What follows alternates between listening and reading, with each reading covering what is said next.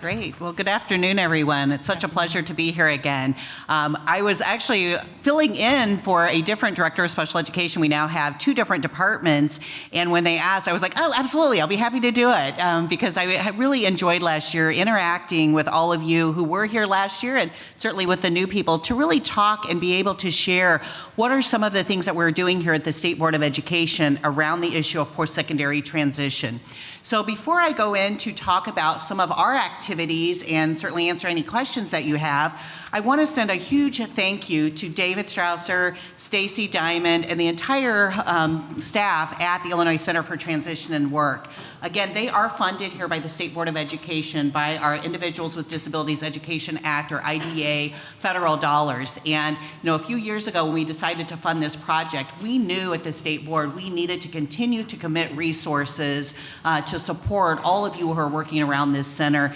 And as the U of I came to us with this wonderful proposal, we're like, absolutely, we are going to make this happen. We were very excited to partner, and we have been more than pleased with the work that they are doing with us. So certainly a huge thank you to all of you for what you continue to do. You're definitely meeting the expectations of the State Board. I think next, I also want to thank people here from the State Board of Education. So we have here in the front row is Bill Truesdell. He is one of our principal consultants. He does work in a number of different capacities within our department, but certainly helps support us in our transition work. So if you don't catch me and you have questions and you see Bill here at the conference, feel free to reach out to Bill as well. And then certainly, not represented here today, but another group that we work at very closely besides our special ed department is our Department of Career and Tech Ed. Really, particularly after looking at some of the changes with the WIOA Act and all the other areas, the area of transition programming has really expanded to not just look at those areas from our students with disabilities, but really looking at all students and how do we also include our students with disabilities in all the other general education programming as well. So again, that has been a huge partnership. Bill is our liaison with that department, and we continue to look at how we can include our students in the other career pathways and work that they are doing in that department. So I do want to give a shout out to them and make sure, again, that people coordinate and look at some of their information when you're thinking of transition. And then last, I also want to thank, again, all of you here who are working for school districts in your work in transition, as well as all of you with our partners here with DRS or any other state agency here today. It has been my pleasure over the last several years to get to know Rahnee and some of her other team members, Kristen and others, in their work because, again, I always use that term that we all hear, it takes a village. And when we are looking at work, no matter what we're doing with our students with disabilities, it takes all of us working together to really make sure that we have the best outcomes for our youth. And so we certainly appreciate the partnership, and we look forward to continue to partner in many ways that we can.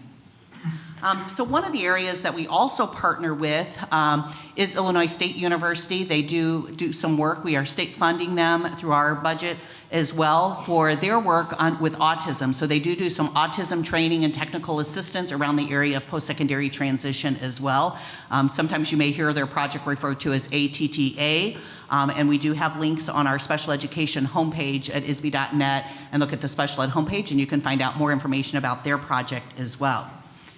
We also in the agency work with a number of other state agencies, committees, et cetera, because again, that taking a village, we are part of so many things happening in the state. I get the pleasure of serving on the State Rehabilitation Council, so again, transition still stays near and dear to my heart, even though things have switched, so I love when I get to have the meetings and hear all of the updates that the Department of Rehab Services is doing, and I'm like madly taking notes and going, wow, I didn't know they were doing that, and hearing the vast array of services and supports, and particularly under Rahnee, the work that they want to do to keep expanding the work, and talking with Krista and others, how do we keep expanding, looking at what we need to do differently, and I really appreciate their work on that. We also work with the Department of Human Services with their Autism Task Force that again has a subcommittee that's looking at secondary transition. And they are working right now to develop a survey to really get some more information out to figure out about the parents of children with autism and how are those post-secondary transition supports. So again, some of you may hear about that survey or be asked to help your families in completing that survey coming up. We also are very involved with the EEOPD, so the Employment and Economic Opportunities for Persons with Disabilities Task Force. Long name, I'm glad they have an acronym. And they have a transition work group that we've been very involved with, looking at some of those different recommendations, figuring out how to continue to set some of the goals moving forward as well. So some great work happening in that group. And then certainly working with other agencies on kind of the Illinois Statewide Transition Conference. We love this conference. We also know there's a statewide transition conference. The next conference will be November 2nd and 3rd in Bloomington Normal at the Marriott Hotel and Conference Center as well. So again, there's never enough opportunities for that professional development and really looking at the different aspects there. But there are a number of other, I won't have time to talk about all of the different agencies or groups that we work with. We certainly have representatives on the Statewide Independent Living Council. I have to keep looking at my notes because there's so many. The Deaf Blind Pre-Employment Transition Services Task Force, the National Deaf Center on Post-Secondary Outcomes, even the Illinois Council for Developmental Disabilities often is talking about some of the transition, et cetera.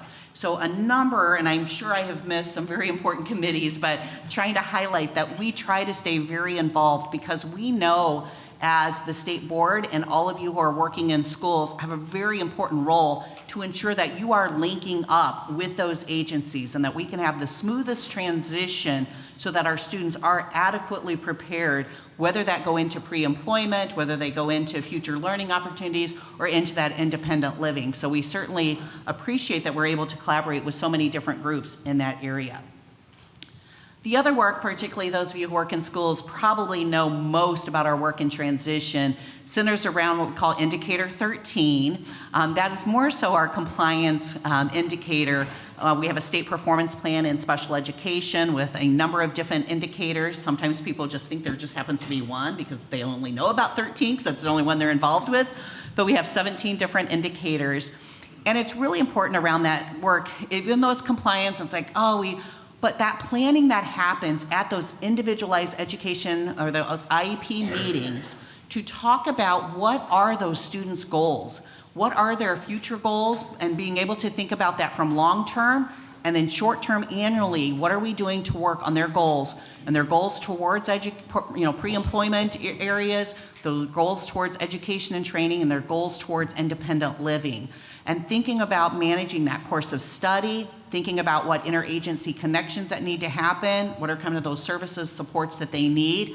And so that's why, again, we have this indicator to ensure, are our districts doing that planning? Because it is so important. And it's so important in Illinois, many of you may know, federally, it's required for students 16 and older. In Illinois, we look at it as early as 14 and a half, it's required. And again, because the state has committed to ensure that we have very strong transition programming happening early. And so a lot of times I hear about transition programs and it's like, okay, great, that's for your 18 to 22-year-olds, but what are you doing from 14 and a half to 18? And I constantly say that, so as you're working, make sure that you're not thinking transition only at 18 to 21. Are you thinking transition all along? Because that's very important and certainly is a requirement as well. So I do want to point that out. And then a couple of the other indicators, we look a lot about, indicator 1 is graduation. It is so important that we're looking at our graduation rates for all of our students with disabilities, no matter what level of functioning and things they're at. That is the goal for all of our students, to be able to graduate with a diploma. We know some do leave with a certificate of completion or some may age out. But the goal, again, is that the students are graduating. And so we set pretty high targets for that with our students with disabilities. We also track indicator 2, which is our dropout. And we don't want to see that. We want to ensure that we have programs and supports in place early on to prevent that dropout. And then more importantly, as well as indicator 14, which is our post-school outcomes. Making sure that we are measuring how students are doing a year after they graduate or a year after they have left schooling to see what are the outcomes that they have. And so every school district who serves high school students is on a rotation every 5 years, and that importance of being able to do those surveys with those schools or those families to find out how did those students, what is happening with them 1 year later, because that helps, again, the schools hopefully then can use that data that they're receiving from their schools to say, we need to do a better job. Or maybe we're doing a great job, but we should always still look for how can we improve. And so, again, having that chance to evaluate, look at that information as well. Some other kind of activities that we have going on, we're certainly involved. I forgot one of the important groups that we work with is STEP, so the Secondary Transition Experience Program. Many of you have those programs in your schools. Again, would continue to say, don't limit your transition programming just to your STEP programming. Be able to think about all other aspects of programming that you can offer as well in the schools. And then certainly continuing to, like I said, with our collaboration with DRS, trying to work on updates to our Memorandum of Understanding. So it's clear not only to us as the state board and DRS on our roles and responsibilities, but hopefully help make sure that's clear to all of you. And I know we've had some great work with the Center for Transition and Work with a subcommittee to really help outline what are those roles and responsibilities. So a lot of information shared there that's happening at the state. Also to share what's happening a little bit at the national level around special education. The U.S. Department of Ed Office of Special Ed Programs, also known as OSEP, this is transition, post-secondary transition is a huge area for them in this new administration that they have. And so on May 10th, 2023, so coming up here in a few weeks, they are doing a kickoff meeting. So there is a webinar that they are doing from 12 to 1:30. They are seeking to engage with as many stakeholders as they can around post-secondary transition. You can go to their website, and their initiative is called Expect, Engage, Empower, Successful Transition for All. And they're calling it their 3E initiative. If you Google OSEP, because I did this morning to figure out the easiest way instead of sending you to a link, if you Google OSEP and Google OSEP Engage, Expect, Engage, Empower, it will take you right to that page. And certainly to see what is that's happening. They're developing new resources. They certainly posted out a resource document on post-secondary transition back in August of 2020 that many of us were so heavily involved during the pandemic still at that time we may have missed, but it's a huge 60-page document. So making sure you're familiar with that document as well, that if you link to that page, you will see the link to that particular document. So again, we're excited here at the state board to not only look at what we can do here in the state, but how we at the state board can also partner at the national level as well. And we hope many of you will kind of come along with us on that ride as we partner at the national level. So I could go on and on, but I will go ahead and turn it over to Rahnee because I'm sure she also can go on and on because they have so much going on. So and we'll do questions after that, if that works. Yeah, my approach is I wanted to find out, let's if you want to like rattle your table or whatever. So school staff, who's in the room, like kind of rattle. Okay. You can raise your hands as well, I see. I kind of want to hear, can we do it one more time? I just want to hear the roar a little bit. Okay. And then who's with vocational rehabilitation or Illinois Department of Human Rehab Services? Sorry, I had to set it up like that. Centers for Independent Living. Okay. How about any county workforce? Any workforce? Yes. I'm so glad. Thanks for being here, workforce. And so those are my sister titles in workforce. And any folks that I didn't mention that are key to this transition? Yeah. What's your role? Shout it out if you can. Chamber of Commerce. Excellent. Say it once more. Chamber of Commerce. Oh, yay. And a business partner. A business partner. Yeah, can we give that a hand?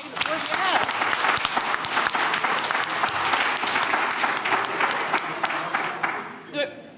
Yay. So I'm really happy to hear about that. Any other folks that are in the room, like in terms of industries or like kind of organizations that are doing transition work for people with young people with disabilities? Yeah. Say it once more, maybe a little slower for me. Yay, all right. Disability specific? Any other disability specific organizations? Awesome. How about any other organizations not mentioned?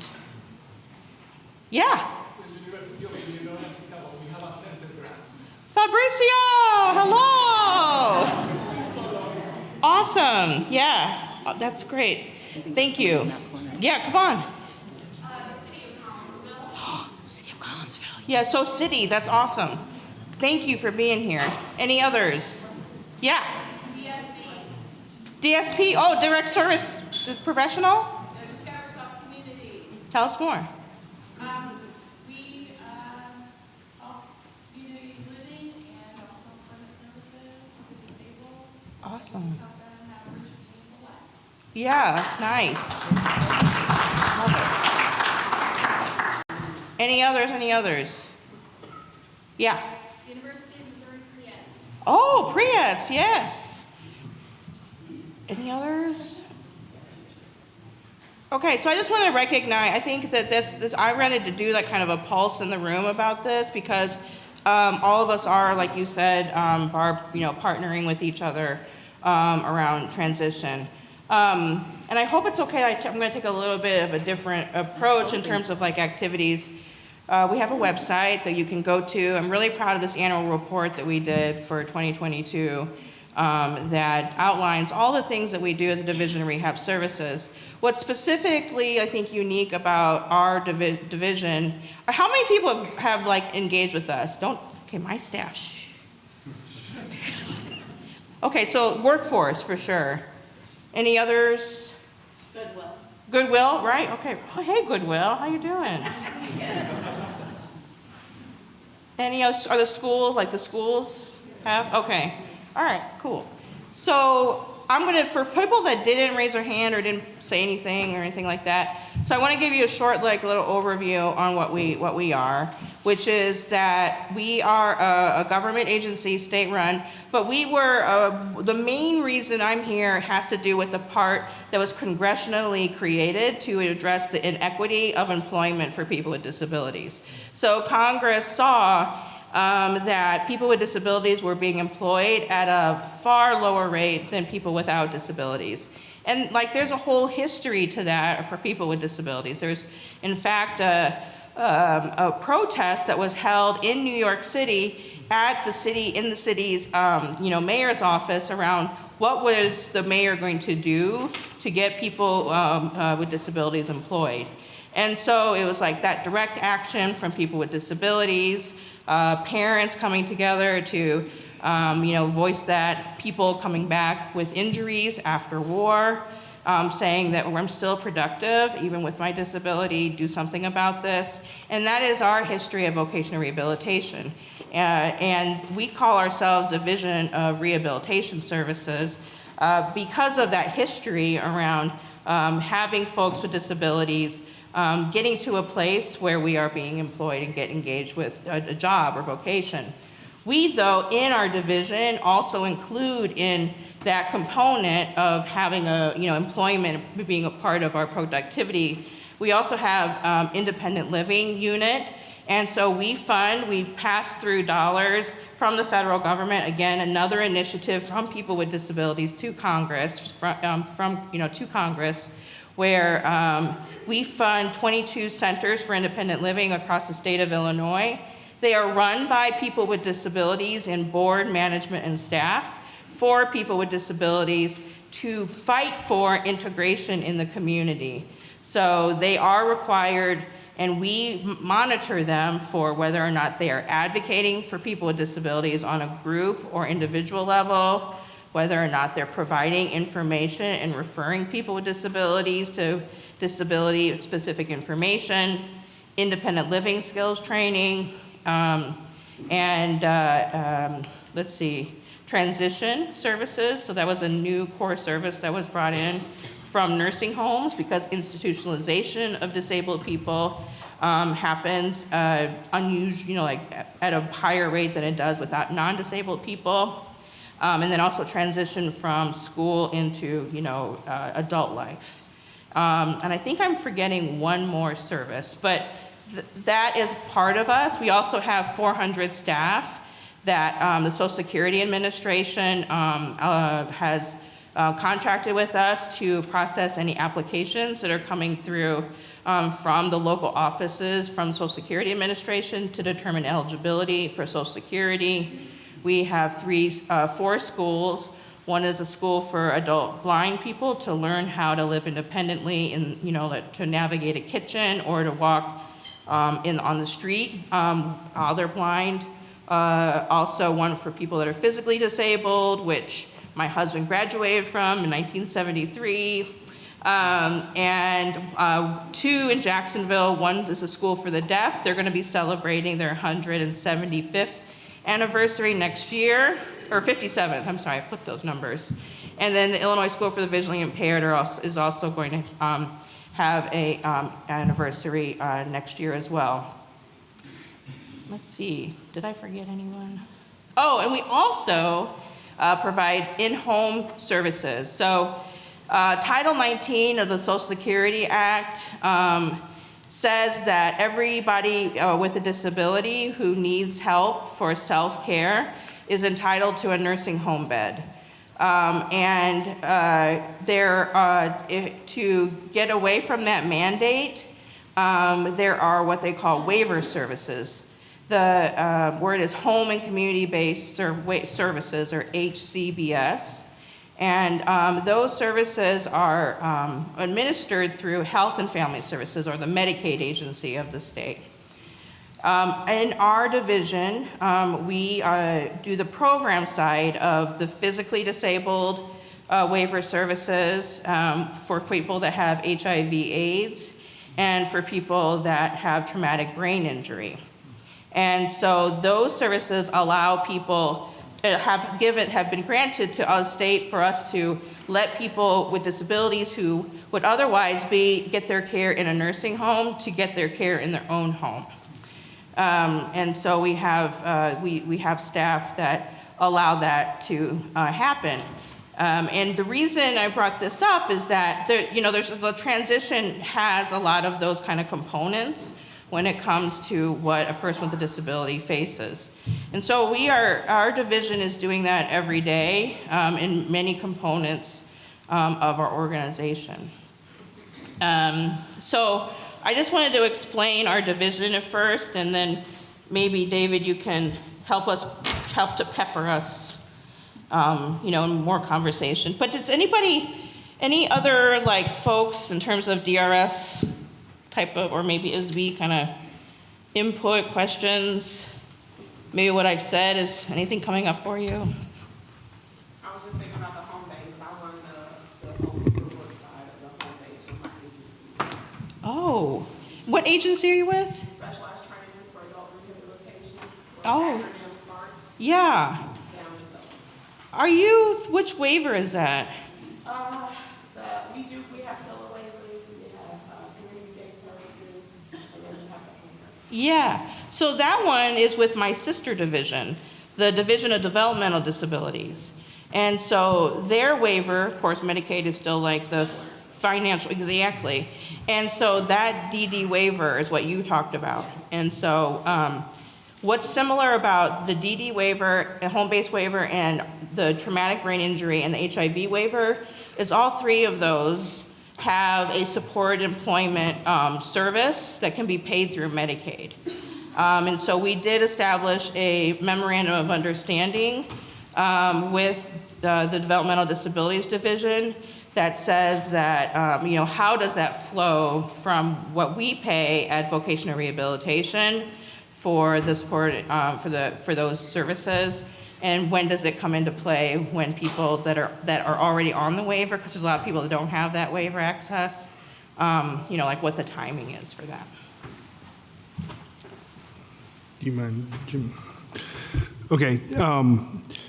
Thank you both to Barb and Rahnee for your overviews. And at this time, just open up the floor for questions that people might have. Jim is going to run around here with the mic so that he's very, very agile, so he can get around. And so I'll open the floor to any questions. Yes. Thank you both. This is a great opportunity. Could you talk to us, Director Patrick, a little bit about kind of how the home services program can support somebody that's in voc rehab, or how voc rehab customers could have like personal assistance? I don't want you to necessarily share your story, but maybe share your story a little bit too. I don't know. Put you out there, put you on the spot. Eric, you might not have the job after coming in. We got room for you, though, if Brad decides you're ready. Well, okay, so I am a product of this division. Not only is because my husband got a degree or a diploma, right, from one of the schools that I'm the, director over the superintendent, but I did get all the services that were there. So for the 400 staff that get paperwork that, to see whether or not someone's disabled enough to not work and to get Social Security, like supplemental SSI is the acronym, SSDI if you've put in enough quarters of work. So my timeline was, I rode the special ed bus, but I was not given like the triplicate paperwork that wasn't what was an IEP back when I was going to, because I graduated in 92 from school. 92. So during the 16, like you talked about 16, I was starting to make decisions. I was an honor student, duh. But, and what I found out was that I could pick a college. I did want to go to a private girls' college, but they had stables there, and I thought that was weird and elitist, so I didn't want to go there. I wanted to go to University of California, Southern California, because they had a really cool band, and I was a band geek, but then they charged $50 for the application, so that wasn't going to happen. And Indiana University, which was a state school. I selected it. My parents did not want me to live on campus because they weren't sure that I'd be able to take care of myself, so I commuted to school at Indiana University, South Bend. I had already chosen my school and my vocational rehabilitation counselor drove to my rural high school and was his briefcase, he took his briefcase and slammed it against his leg because he was like, why didn't anyone contact me about you being at this place in your life? So they did, so I did get my college paid for through vocational rehabilitation. Then at 18, I went to the Social Security office to apply and, was sent to a doctor to get evaluated to verify what everybody knew, which was I was disabled.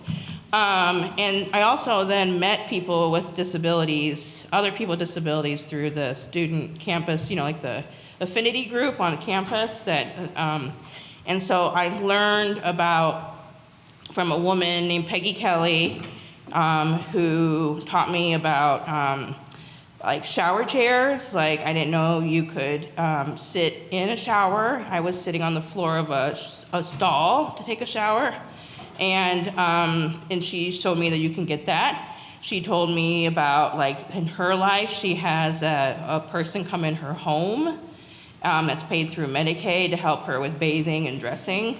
So she didn't live with her parents at all because she had that in-home care.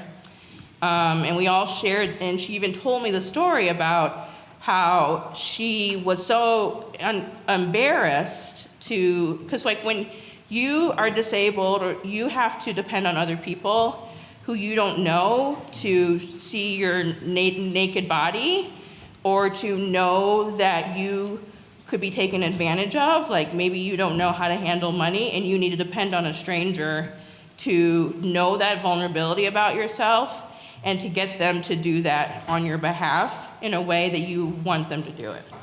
And so we're having garbage pizza from Starlight Pizzeria, and she's telling me about when the first time a home health aide was scheduled to come to her home, that she pretended to have a cold because she was embarrassed about having to strip and take a shower with this person's help in her home. And that happens through independent living centers. So because people with disabilities are working there, they have these kind of experiences like Peggy had, which is these ways that you navigate these systems that all of us actually are in charge of or holding up, or in some ways like changing. We're trying to change it, that's why we're here, right? But these kind of systems, disabled people have to navigate, and our families have to navigate. And so, you know, she taught me in that one evening a lot of things that I could start working towards. So I knew I needed to get on Medicaid. I knew that I had to get naked in front of a stranger and what I was going to do about it. I had to get a shower chair, and I had to start planning for when I was going to move out of my parents' home. And I wouldn't have been able to do those things, I think, without like those kind of multi-partners working together. But then I was also like the main weaver of them working together too. Which is, it can be kind of hard. And then I started working for Centers for Independent Living. I mean, I got arrested in Atlanta for protesting against nursing home, against Title 19's mandate for nursing home institutionalization. And, grew into a national leader for people with disabilities in a group called ADAPT. But that's how I started out, was just trying to like weave my way through those kind of services.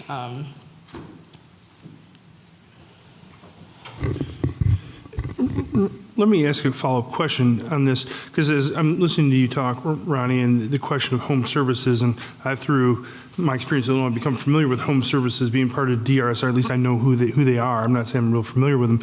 But with this being a group interested in like transition school to work, transition to adult, how would DRS with home services be potentially something to be incorporated, or what should special ed teachers know? I know we kind of talked a little bit about what about home services? How does that maybe impact the transition process? Well, it impacts it very greatly. So, my family did not know about that. And also, stigma about having a disability is very, very large. And so this was to be a private matter, even though very obviously it was not private at all, My skin was very red.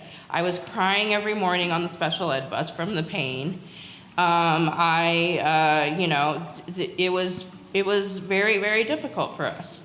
And so what home services can do is it does allow for families that are often, having to do the care. And we have like 50% of our folks that are doing the care to folks with disabilities are family members in the home services program. But the other 50% are hiring people or using agencies to have people go into their home and help to do the, cleaning the body and cleaning the home and cooking and helping with, just making sure you have a clean home and body. And so those for me, if I hadn't met Peggy, I don't really know what I would have done in terms of like self-care.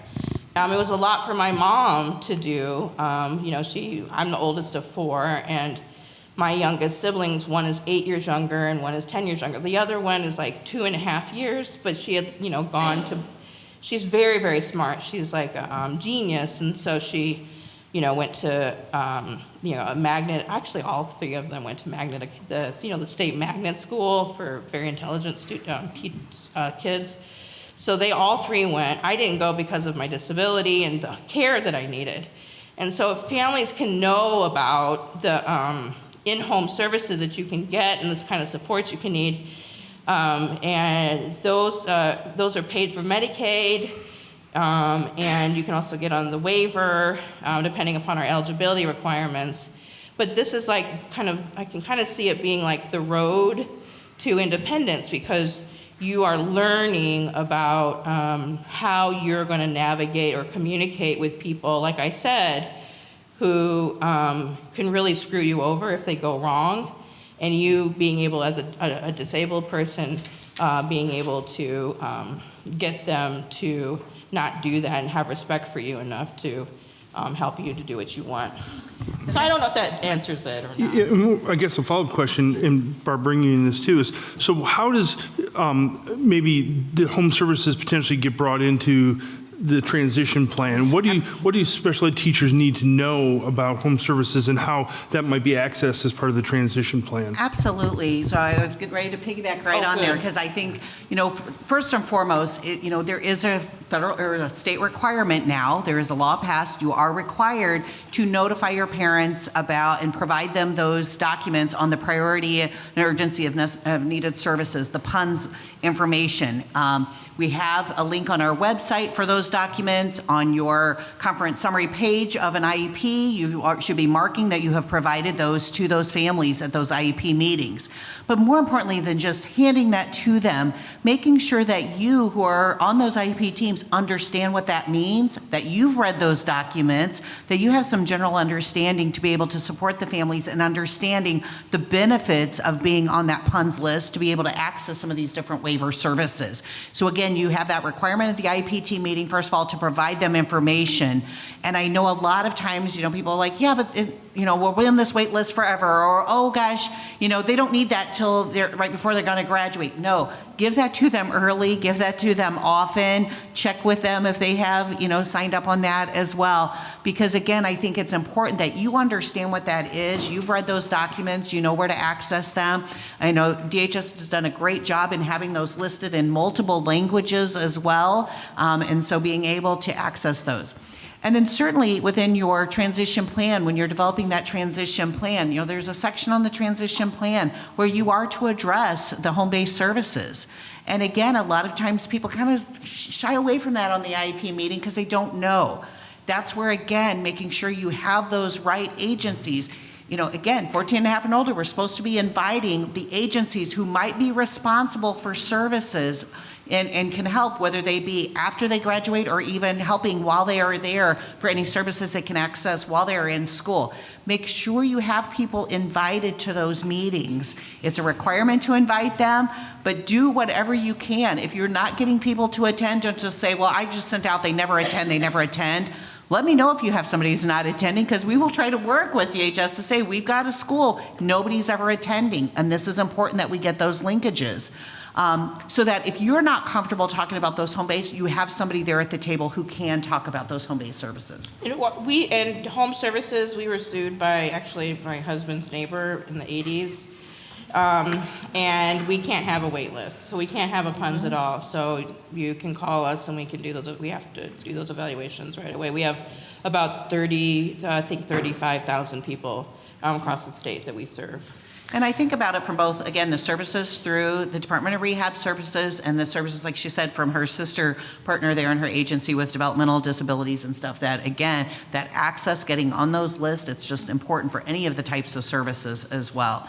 But I know a lot of people just shy away because they don't know, so take the time to get to know that information.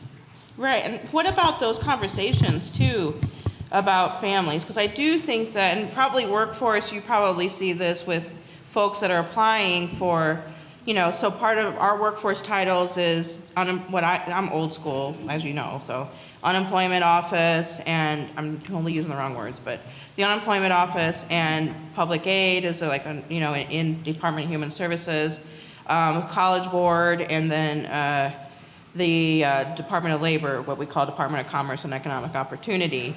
So there's a lot of stigma around you accessing these kind of services. People don't want to shy away from, poverty is not something that people can easily say that that's an experience for them. So when people talk about what you're saying about getting on the list, there's a level of poverty that you have to say you have as a person with a disability to qualify. And family members, like my family, did not want me to do that. They did absolutely were against that. That was it was a family matter. And I don't think my family is unusual in that experience. So just be prepared about meeting people where they are about those services. I'm sure you all know this, right? And you do this all the time. I just wanted to put a finer point on it. So Director Patrick, could I ask just a little follow-up question? I'm right here. Oh, hi. Hi, I'm Jim.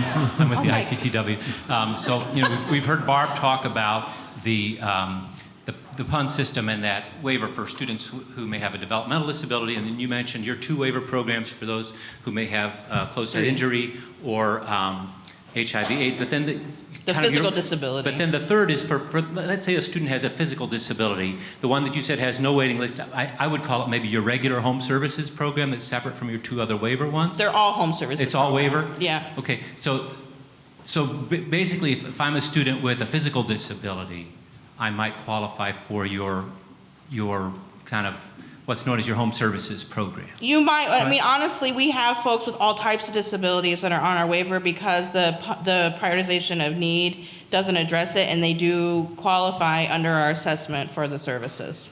So But really, what you say, that is truly the intent of it, but the reality is that there's a variety of folks with disabilities that are on there. But like me, I was a 504 plan kid. I'm convinced. I think that's what I was. And that is, that totally. So if you got a 504 plan student, then home services might be the route. If they're physically disabled and the self-care component is something that needs other people for support. great, thanks. Thanks Yeah. much. Other questions that people have? You mentioned that in the IEP meetings, we should be providing some type of information on the, like, is there something very specific that we're supposed to be providing? Yes, Or they just- are the brochures on the understanding puns. There's 2 different documents. They're both located on our website. I'm going to blank right now on the name of the second document, but the first one is understanding puns. They're both linked, but it is important that both documents are provided to the parent. Is that at like the discretion of the director, or No, just any it is student with an IEP? it's any, right now, the law is any student with an IEP. So And like just like again, that educational rights pack, like the packet we give them It is every not- single year. it's not the kinda- procedural safeguards. This But is it a should be se- distributed kind of like that. Absolutely. Like every It has year to at be every distributed meeting. on annual meetings. So yeah, whether you distribute that, attach it with your procedural safeguards, but as a document separate from your procedural safeguards. Yeah, because I just looked at the And I- embrace and saw that Right. the little box all the way at the Yes. bottom that now says it there. Yeah, but you So- do have to check off that you have provided. If you are ever, audited by ISB, we're going to check that you have provided that. And so we're going to be checking that box is checked. So Barb, to reinforce that, so if you audit somebody, when you audit somebody, you're going to look for that packet.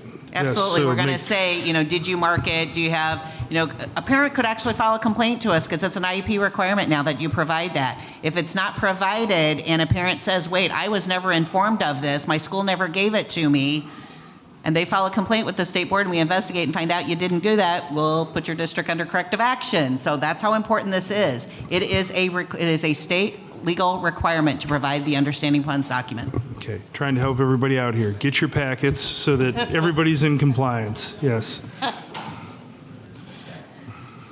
I say, as we're waiting for this next question here, the other thing I think IEP teams can do is just what you've done today. Come to these kinds of trainings. Come to the statewide transition conference. Come to these trainings. Find out as much as you can about what all of these other agencies offer, because many times you're in the trainings and you hear about what you need to do there at the school, but your role is really to also help in ensuring they have that linkages to those other agencies. And so if you don't know what those linkages are, it's going to be really hard to help get the right people.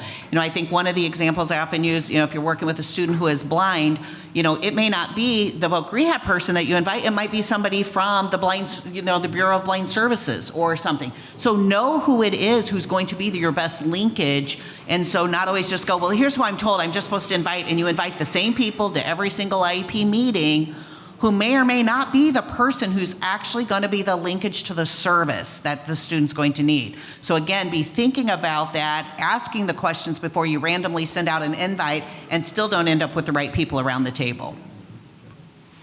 All right, this is hopefully a fairly easy question, but it is one that I'm not quite sure of. I work with a lot of our district special ed teachers with IEPs and making sure they get the bumps in there.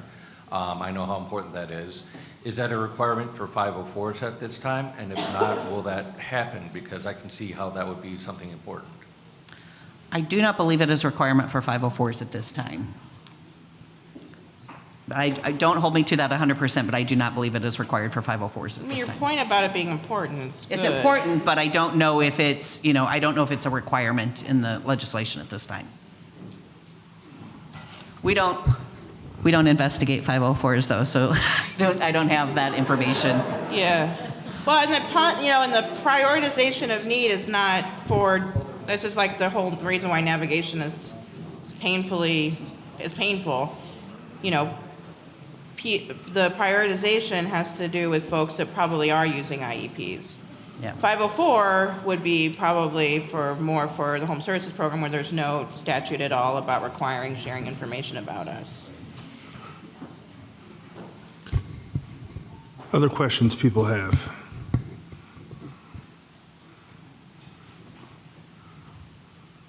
Okay, so I just want to clarify, you're saying we should give the PUNS information for every single student that has an IEP regardless of age or disability?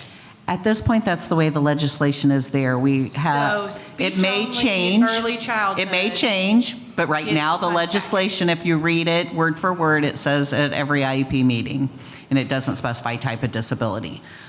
Regardless of whether they would Yeah, actually be but eligible? Keep it, that could change. I know we've looked at that. We've had a lot of concerns from districts about providing that at every single disability, but if you look at the clear language right now, that is how it's worded. So if you came and audited, like me, and we hadn't been doing that for kids that weren't ever or going to be eligible, like you would really look at that. Like this is a early childhood speech only, temporary speech, gonna get out of it, Potentially. I'll just say That would get potentially. us- We probably wouldn't be as concerned with corrective action as we might be if it is your student with an intellectual disability. Would you state your name and school district, please? No, just kidding. Yeah. I gotta give turn you your name tag kudos, over. though. Good job. If I was audited, I love it. So I'm hearing a lot of concern about including the PUNS, and our district has been doing it for at least a year now. But we do, though, we have a downloaded version, and we just send it with a notification, and it's taken care of. Super easy, then we tell them again, don't forget we talked about this, if we sent it to you, if you'd like a paper copy, we have that as well, but it's really, really simple if you just get that downloaded version and just send it with a notification. So I just want to put that out there, because it sounds The like other we're very concerned about how do I get that out there. Exactly. The other thing I will put in, before we go too much on the puns here, is also starting a requirement with next school year. An IEP requirement is to provide information about ABLE accounts. And so I've been working with the state treasurer's office so that we also have a one, I think it might end up being 2-page, but a similar flyer to PUNS that will also be required to be provided to families. ABLE accounts, again, allow them to set up the savings accounts. And so that is going to be another IEP requirement for students with disabilities, is providing the information on the Illinois ABLE. So you may see, and that box is already on some of the, at least on our state templates, that needs to be provided, but that does start with next school year as well. What's good about the ABLE account, so as I said, poverty is like part of the eligibility requirement. So ABLE account is a exempt asset. So any of that money that's in there is not counted toward means testing for these programs that are administered. And can I add something? Have folks heard of sheltered workshops? Or is that something that you are selecting for people to transition into? No. Sometimes?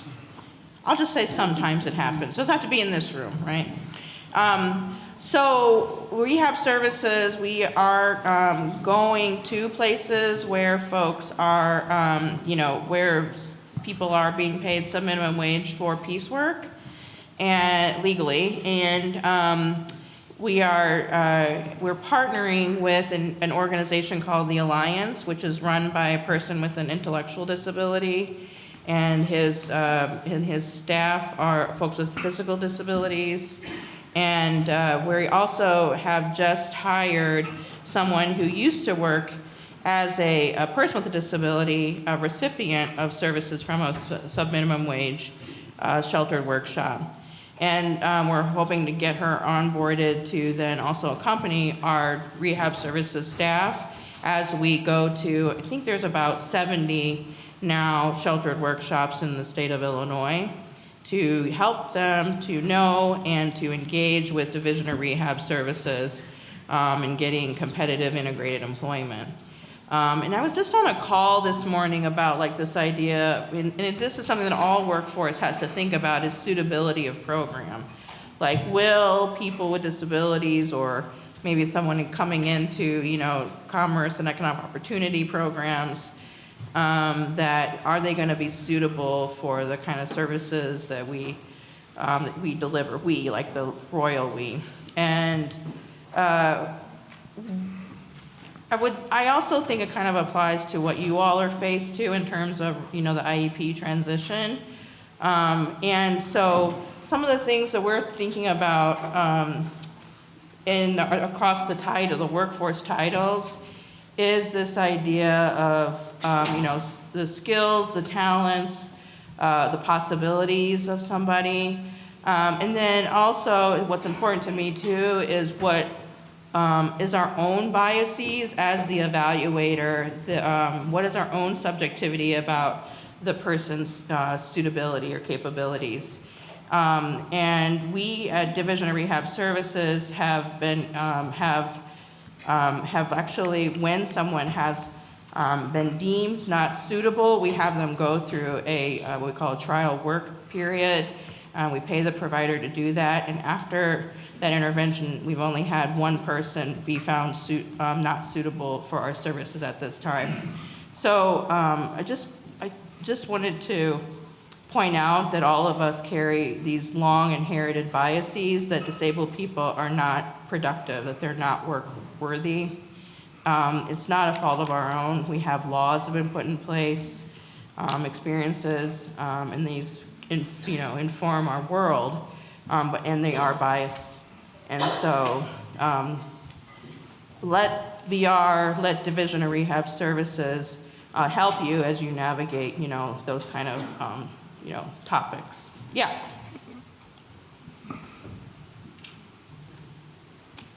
So, talking about the sub-minimum wage change that's coming and hopefully coming, but with that in mind, especially in rural communities, we are kind of a supported employment desert in some ways, and shelter workshops and sub-minimum wage is the only option in a lot of communities. It wouldn't be our first choice, but it's our only choice. And so when that goes away, if that goes away and there is no more sub-minimum wage and there's no supported employment contract, what happens with our students that are aging out? Yeah, I want to, let's see, how do I say this? You have a lot of conditions on that kind of doomsday scenario, you know what I mean? Like, so you know what I'm saying? You have a lot of ifs on that actually happening. So the Division of Rehab Services did partner with ICTW, and we are bringing in $13.9 million to the state of Illinois to release to a select group of those sheltered workshops to help them get expertise from UIUC, and then also funds so that they can create an industry or a business model that is not using sub-minimum wage, but still keeps that organization alive and creates competitive integrated employment opportunities for folks with disabilities and supports them to do that. Also earlier, the Division of Developmental Disabilities did release funds to also do that too. So we are bringing in funds to those organizations. We also have asked the federal government if we could get more supported employment dollars, because we have expended for FY23 all of our supported employment funds for those providers, but it doesn't mean that what we call milestone contracts couldn't be created for those organizations to be able to do services that are like that. And Division of Rehab Services did exceed the legislative requirement in terms of what's called customized employment, where we allow people to kind of explore and discover in the worker to discover what their talents. And we exceeded that expectation. I think we doubled what the expectation was from the statute. And we're only like 3 years in. So we are working very diligently, and I think we're exceeding what was expected of us as a vocational rehabilitation agency when it comes to addressing those services. So I honestly don't see the scenario that you're talking about. But what comes up for you when I say these things? I'm sorry, what was that? What comes up for me? Is that Yeah, yeah. So, and maybe it's more of an organization issue for our agencies, that they're not like choosing to like have supported employment, because I know of one specifically that chose not to continue with their supported employment, and they had something really nice going, and for staffing reasons they decided they couldn't continue it, and that was a heavy hit for us. But in general, it just when I have taken tours of our local agencies, we're a co-op, so I go to a couple different ones. And they have expressed their concerns with the sub-minimum wage change, that they don't know how they're going to continue, like the laundry service they do, or how they're going to continue with their contract with Caterpillar, one of them, or GSI, I think it was. So they're like, we love what we have here, but if this goes away, we cannot afford to do it. And so that kind of trickled down to me, like, oh my gosh, I'm sending you my student in trust that you're going to continue on with them, and what's going to happen in a few years. So I guess we're all just in rural central Illinois, we're all just kind of nervous. Sure. So I did do some tours across the state of Illinois to organizations that transitioned away and no longer pay sub-minimum wage to people with disabilities at piecework rate, and their doors are still open today, and they are thriving. So they may want to, I could connect them to like Macon Industry, like there's an organization in Macon, Illinois, which has, a similar kind of like, I think, footprint that you're talking about, so that they can understand, ways that can work out. And we can get into, like a deep philosophical conversation about it, but those are some practical things that I can definitely connect you with. Let me just interject here, a shameless plug. Another practical thing to do is, there was a presentation this morning about Switzy, Illinois, which is Director Patrick mentioned, is a partnership headed from DRS with the University of Illinois to look at eliminating sub-minimum wage through development of business models that would be conducive to facilitating more supportive employment. And I'm looking back over here at Robin Lewis from the state, who there will be very soon a notice for funding coming out that agencies or groups who are interested in making that transition to sub-minimum wage should be looking for, and it would be an opportunity, if it's chosen to be funded, as a place for the help and significant support from training employment specialists, giving the agency money to hire employment specialists, and then we'll train the employment specialists, looking at business models to transform out of sheltered work into more employment-based, CIE-based services. And I think a really important part of this, too, would be to develop these agencies' relationship a little bit more with DRS so that they can get some contracts and funding with DRS to do some of these services. So for all of you, if you know of sheltered workshops in your areas that would be interested in looking to transition out of that, please be looking for the notice of funding coming out for that. It's, I think, a really nice opportunity. We're going to be funding, DRS is going to be funding 6 of these agencies. They're going to be throughout the state. They're not all going to be in Chicago. They're going to be throughout the state, very geographically diverse. So please be out on the lookout for that. Thank you. Jimmy, have one back here. I got a real quick one. Okay. We're going to go here. It's a piggyback off of this question. Just wait here. We're going to go here, and then Jimmy going to go over there, and I'm going to bring you back over here. So I'm your fitness director today. So looking at creative, customized employment options, are there going to be any state level funding to support microboards? I know that was kind of big like 10 years ago and fizzled out. So I'm curious on anything around that. How were they funded previously? I have no idea. Because I'm familiar, this is Rahnee, I've been familiar with microboards, and I think that they're really great ways. Are people familiar with microboards? Maybe you want to explain what microboards are. Maybe DD, we're buzzing, maybe DD. Any DD in the room? Okay, so. Council for Developmental Disabilities, Council. Do you know what it is? Can you explain? Kim Mercer, where are you? Fabricio, I saw your head. So the microboard, so say a microboard. So I could get a microboard as a disabled person. I'm the disabled person. I have people who are my board as a person. Like I become like essentially they create sort of like a LLC or some sort of entity, IRS entity that is in charge of me personally. And then they help me manage money, blah, blah, blah, blah, blah, blah, blah. And so, stuff flows through that microboard to help me to be independent. I don't know how the funding is though, but I used to be a waiver case manager for folks that have moved out of a state operated developmental center. And so that wasn't something that we, learned about. I didn't set one up though for any of my cases. Mine's really a comment, not a question.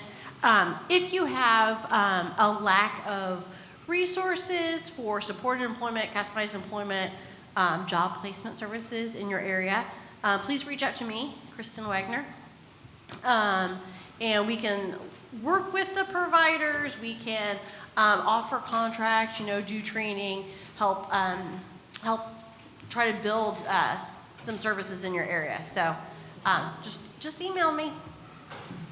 Jim, I think there was another one back. Was there another comment back here, or question? Okay, then go. And before we come around to the next one, I just wanted to, if I could. DRS. I wanted to try to tie together a little something, if I could, Director Patrick, that I think may be on the minds of a lot of teachers here, yes. Or folks who work with students. So if you have a student who may need long-term support, and let's say that they work through an agency that has a supported employment contract with your agency for their shorter term or their, I guess, the near term of their services, but they wanted to access, you'd mentioned that the PUNS system now allows people to use their waiver dollars, their DD waiver dollars for longer term support. Could you please clarify? I believe that it may be that they have to work through one of the agencies you have a supported employment contract with to receive that service, so that you would need that kind of marriage between, first working with your agency in an SEP contract, and then using that agency or a similar one with the contract for the longer term services. Yes, that's right. So my former co-director, I hear her in my head being like, "You wanted this, Director Patrick," and she's right. I did want folks to work through vocational rehabilitation first and utilize and expend all of the entitled dollars for supported employment for us, so that the waiver services could carry that from there. But yes, I did. That is true. 100%. So the key would be, if you have a person who needs that long-term support, they should try to we would want to get them connected with a holder of one of your supported employment contracts. If they're already on the waiver services, yeah, from the DD waiver, yep. Okay. Yep, yes, please. Where was the other question? Somewhere over here. Here. You kind of answered it. It was that. It was the kids that need support. Long-term support. Okay. And what if they... Hi. I'm just wondering if they don't have a supported employment opportunity for the 24 months and they are school paid, they get paid employment opportunity, they have like some support, and then they move to continuing to need that support in their employment, is there a thought, or what kind of resources could those families access? Yeah. I might have to phone a friend on that answer, honestly. I'm going to get super big picture, and I tell my staff has this experience all the time. Let's pretend we're in a shuttle outside of the planet and look down on our situation that you just described. The big picture is essentially is that sometimes, and I want to be sensitive to the employers here, because I want you to feel excited about bringing in people with disabilities into your work, into your organizations, and also to be champions for the talent that disabled people can bring in. A big crux of the success of folks with disabilities in employment does come down to what kind of supports are we going to have to help us to achieve that, and who pays for it. So that's like up in the space shuttle kind of like look at employment for people with disabilities. On like in the short term, like some answers that have been created, like I'm kind of talking to you like as a former case manager, right? In trying to get folks jobs, very significant developmental intellectual disabilities is, that we have to think about what skills can be developed from the person that allows them to build what they call natural support. So I would say, like in all the times that I led an employment, ODEP, Office of Disability Employment Policy grant, where our findings were that the soft skill development of a person with disability is very, very powerful. So it's like, what about that person can help them to create friendships that are supportive and non-exploitive and help them to navigate that job side or the responsibilities, and maybe get the employer to be creative and innovative around job sharing and job carve out and stuff like that. But those sort of innovations can take a lot of time, right, and energy that are unpaid labor, but those are some options too, is really just being creative and also like leaning on that disabled person about like, what's so fabulous about them that draws in people to want to have them be like always part of that workforce or that organization. And get those help. Because I used to work at a place, like I said, that had disabled people working there. Aziza needed help getting her coat off. Well, we didn't have a worker there to help her get her coat off or help her eat lunch, but she had coworkers that she was able to have friendships with that helped that kind of thing happen. And our home services program, we do allow, as long as if you need to go to the bathroom at work, we allow for those workers to go and help you with those kind of supports. So that's also like waiver services. If you have the waiver services, they allow for them to be flexible to help people to keep their jobs.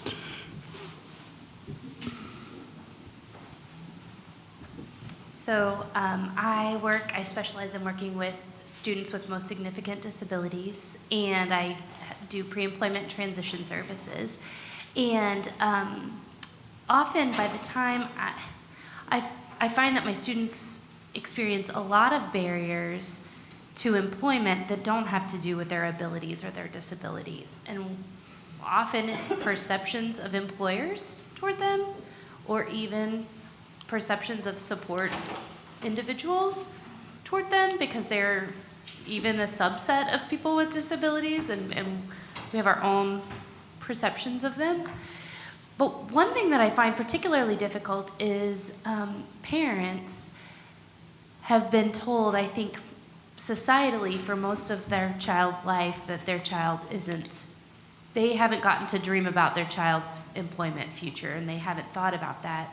So when I get them in high school, it feels like that fear of what might happen, or the fear of their child being rejected, has kind of closed that door already. And so I can see employment skills, but that just often is we're going to a day hab, or occasionally we're going to a sheltered workshop. And I'm just curious if you have any thoughts on how to more systemically encourage families about the potential of their children before transition age. Well, and I think one of the things really important is those conversations that you have, because like I said, we talk about the assessments that are required before you develop your transition plan. And that can take a number of different forms when you're doing that assessment.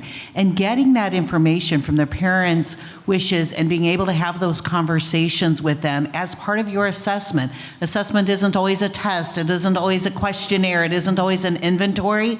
How are you doing your assessment for post-secondary to help you develop what are going to be those pre-employment goals or the employment goals, the future goals, and looking at the education or training goals or the independent living. So think about that from an assessment perspective as well. And then through that, again, through those conversations, and finding out what are those barriers that those families experiencing. And you may have to kind of incorporate that into some of your transition, planning for what are you doing to address some of those barriers that they may be feeling that are there. And I was I was a customer. And, I don't know if any rehab counselors in here could speak to that, but what I found out from, being the director of rehab counselors, they've got a lot of skills. I don't want to call on any of the staff at rehab services or rehab counselors, but can we have a hand up to the microphone can go to you? Rehab counselors in the room? What do you, because we've done that at rehab services. Eric, you wanna, yeah. Or Maria? Okay, thank you.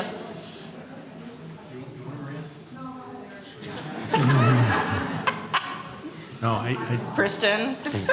somebody, right? That's Yeah. right. No, one of the primary things that we are in vocational rehabilitation counselors are counselors. And it's, we're all master's prepared counselors.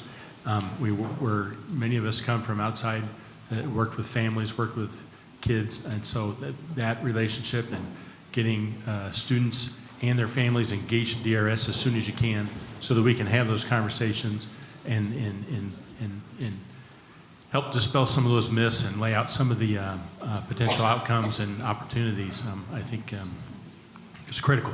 So is that what you're looking for?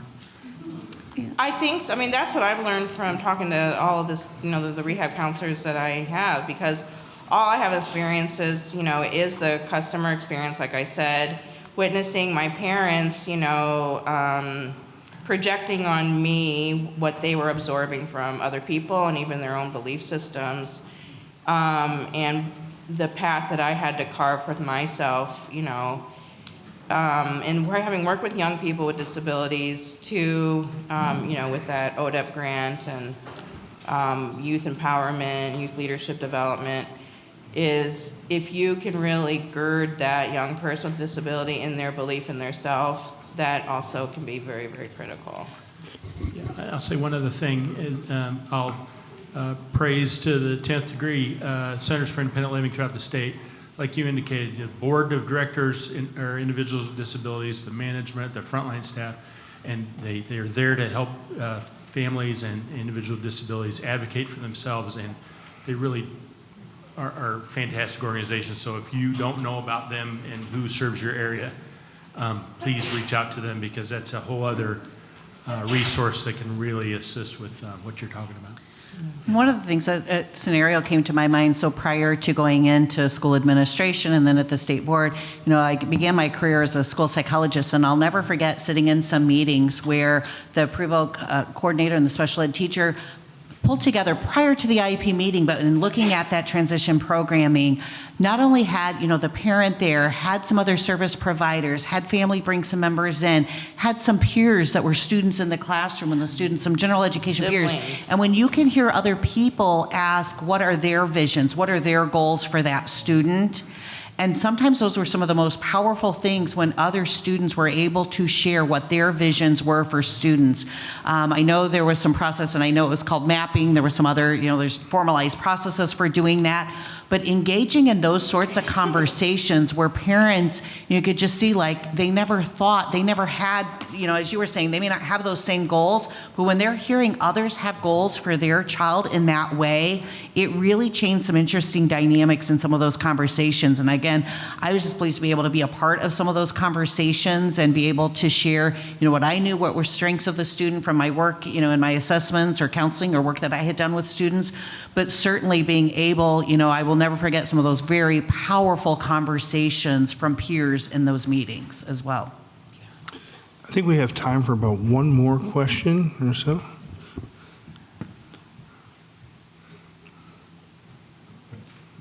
Thank you. So nice to see you. Nice to see you, Dr. Balthazar. I want to bring up another dimension, which is something of the work that we are doing at UIC, which is self-employment. We are in the process of developing a curriculum that we are making available to anybody, anywhere, who wants to try it. Because self-employment is another choice, especially in rural areas where there is not much, there are no places for the people to. And if they can connect with their own family, because the example that you mentioned, I believe that kid started his business with his family. And it's been very successful, one of the inspirations. So I just want to put that on the table, that we have this training that we are right now improving and testing in several high schools and several organizations, because we are not limiting this to just high schools. But any organization could have the curriculum. If you guys want to use it, it's yours. This is a federal grant. The only thing that we are going to be talking with VR is about the continuation of the program, because we are offering $500 to the kids to start up in high school a little something, It could be something small, but we would like for them to give it a shot. And so we will be talking about how to continue this conversation later on. Thank you. Yes, we do. DRS does. All right, we got a couple more questions here. So I know this has been a long session here, and appreciate everybody. I've always been one who teaches right after lunch. So undergraduates, 2-hour class right after lunch. So I'm used to this. So, but I appreciate you all hanging in there. It's been a very informative session. So the workforce guy is going to follow up with the workforce word, apprenticeships. Yay! All right, Tony. Yes. So we've created an apprenticeship with the city of Collinsville, with the school district, for 3 different positions. What we found out in conversations with national organizations is this is unique. I didn't realize that. And we're willing to share with anybody what we've done, what the pitfalls have been, what we've corrected. So we've had one individual graduate and receive his Department of Labor registered apprenticeship certificate in landscaping and groundskeeping. We have 4 students now that will finish in August, 2 who work at the convention center for the city, 2 others back with the Parks and Rec Department. We've got a lot of interest in Madison County with the other schools now about starting these programs.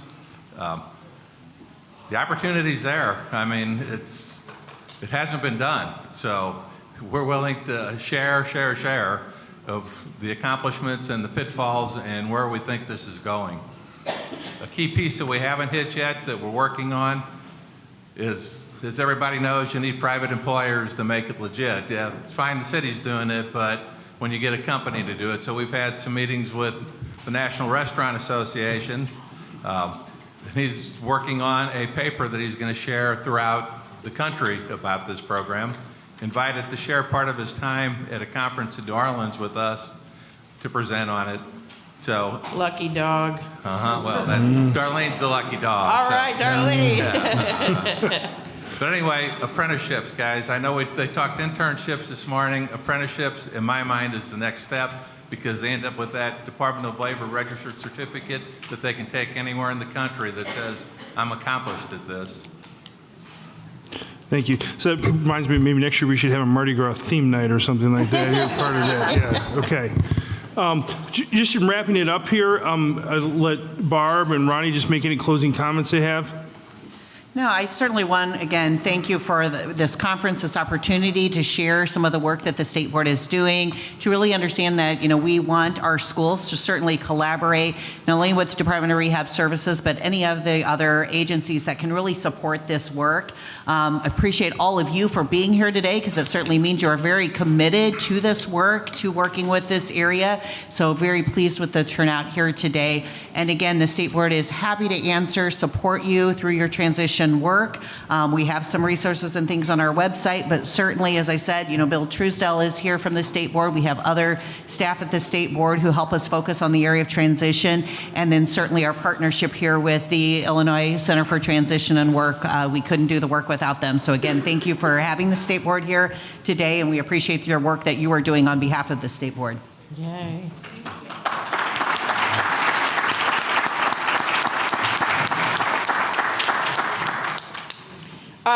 So I also want to thank you, Barb, for being here, and the work that we're doing with the Memorandum of Understanding. And thanks to you, David, for facilitating. And, leading with your colleagues here. What a great, work that you're doing with the transition work. Thanks to my Division of Rehab Services staff here and out there doing stuff out right now as we're speaking, and thanks to all of you and your cohorts too that aren't in the room to being here. There's a lot of things that we have to, work on, and we're all perfectionists in this room, so we're all trying to fix all the stuff that needs to get fixed. I do want to point out, though, that from FY22 to present, that with all of you, Division of Rehab Services has been able to get people with disability, 8,109 people jobs, and 319 of those folks either lived in nursing facilities or specialized mental health rehab facilities, or had just recently left them. And so there's a lot of good work we're doing. The unemployment rate for people with disabilities is starting to gain on the employment rate. There's equity starting to be seen for people with disabilities. So let's keep this energy going into the future. So I'm a big galaxy person, so let's go for the galaxy.